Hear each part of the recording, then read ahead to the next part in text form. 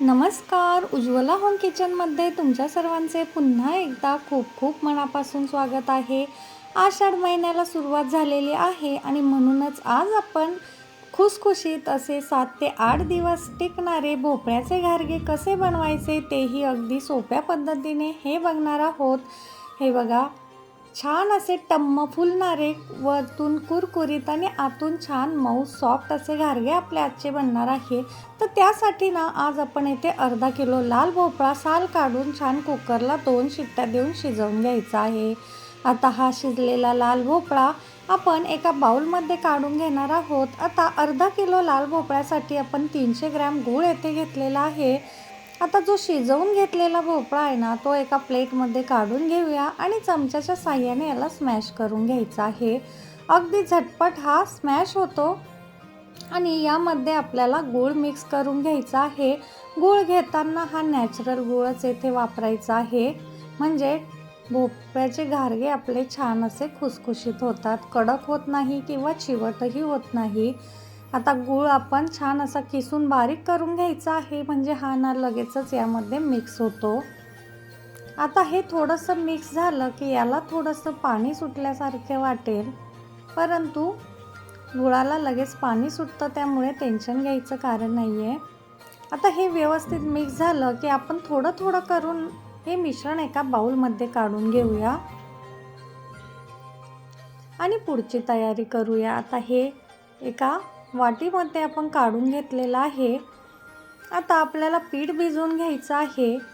तर त्यासाठी आपण येथे 2 वाटी गव्हाचं पीठ घेतलेलं आहे, म्हणजेच वजनी माप ह्याचं अर्धा किलो आहे. पाव वाटी आपण बेसन येथे वापरलेलं आहे. बेसन पिठामुळे फार छान असं टेक्स्चर येतं आणि खुसखुशीत होतात. आता येथे 2 ते 3 चमचे आपण तांदळाचं पीठ घेतलेलं आहे कुरकुरीतपणा येण्यासाठी, आणि 2 चमचे आपण बारीक रवा घेतलेला आहे. आता हे सर्व आपल्याला व्यवस्थित मिक्स करायचं आहे. त्यापूर्वी यामध्ये चिमटीभर मीठ आपण टाकून घेऊया. कुठल्याही गोड पदार्थामध्ये मीठ टाकलं की त्याची टेस्ट अजूनच वाढते.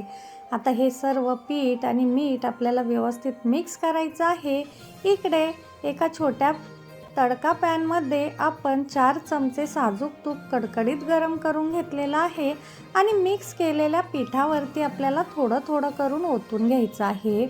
आणि आता हे गरम असल्यामुळे सुरुवातीला आपण चमच्याच्या साहाय्यानेच याला मिक्स करून घेऊया आणि नंतर थंड झालं की हाताने व्यवस्थित पीठ आणि साजूक तूप मिक्स करायचं आहे. आता पिठाचे मुटके वळत आहेत, म्हणजेच आपलं मोहन व्यवस्थित असं बसलेलं आहे. आता यामध्ये आपण अर्धा चमचा वेलची पूड टाकून घेतलेली आहे. 2 चमचे आपल्याला यामध्ये खसखससुद्धा टाकून घ्यायचे आहे आणि पुन्हा हे सर्व व्यवस्थित असं मिक्स करून घ्यायचं आहे. आपल्याला आवडत असेल तर यामध्ये थोडीशी जायफळ पूड टाकली तरीसुद्धा चालू शकणार आहे.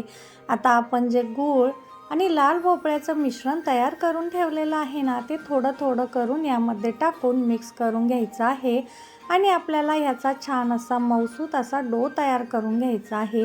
परंतु पीठ भिजवताना सर्व मिश्रण आपल्याला एकदम यामध्ये पिठामध्ये टाकायचं नाही आहे. येथे दाखविल्याप्रमाणे थोडं थोडं करूनच आपल्याला हे पीठ भिजवून घ्यायचं आहे.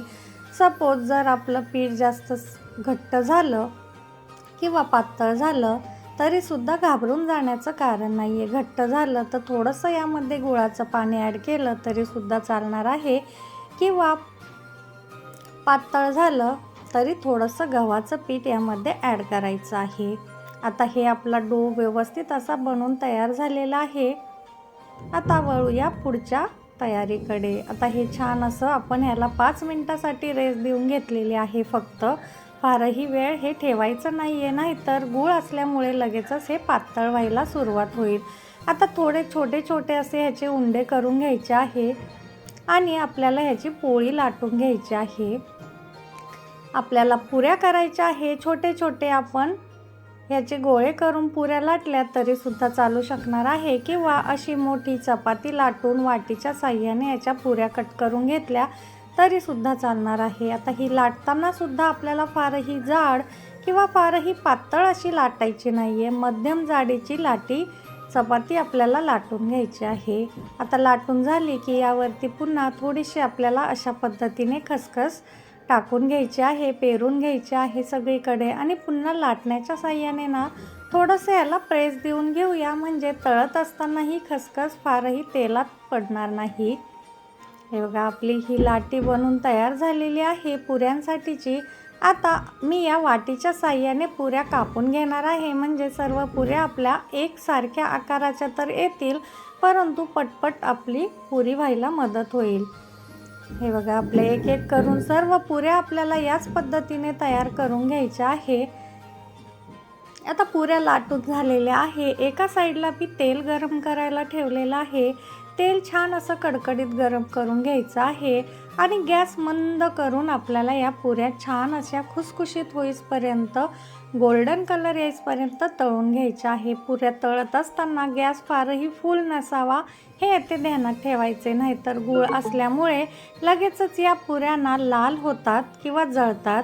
हे बघा, थोड्या थोड्या करून सर्व पुऱ्या याच पद्धतीने आपण तळून घेणार आहोत। तयार आहेत आपल्या भोपळ्याचे घारगे। नक्की ट्राय करा। धन्यवाद।